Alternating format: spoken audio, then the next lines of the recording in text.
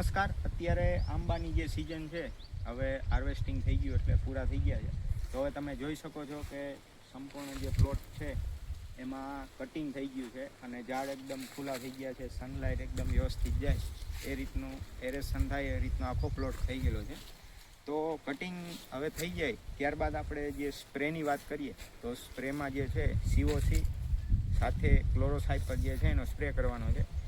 અને સ્પ્રે એવી રીતે કરવાનો છે કે એકદમ આખા ઝાડ જે છે નાહી દે એ રીતનો એકદમ ઘાટો સ્પ્રે કરવાનો છે. કારણ કે આમાં અંદરના ભાગમાં જ્યાંથી કપાયેલો હોય ભાગ ત્યાંથી ફંગસ જવાના ચાન્સ વધારે હોય.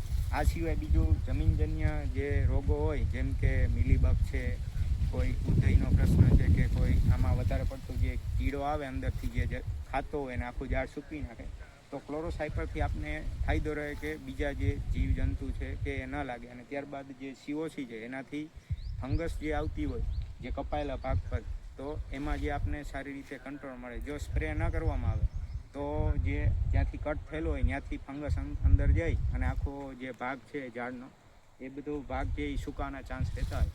તો કટિંગ થઈ ગયા બાદ આ વસ્તુ જે છે દવાના સ્પ્રે અવશ્ય કરવો. આભાર.